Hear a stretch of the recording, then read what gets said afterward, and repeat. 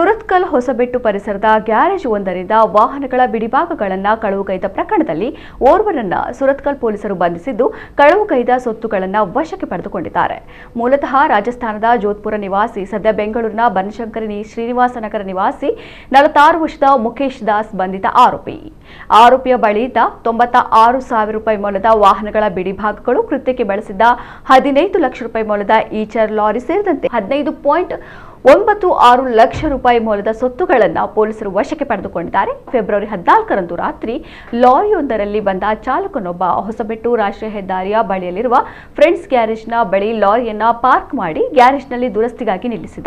ಈ ವೇಳೆ 2 ಘನ ವಾಹನದ ಬಿಡಿಭಾಗಗಳನ್ನು ಕಳವು ಮಾಡಿಕೊಂಡು ತನ್ನ ಲಾರಿಯಲ್ಲಿ ಪರಾರಿಯಾಗಿದ್ದ.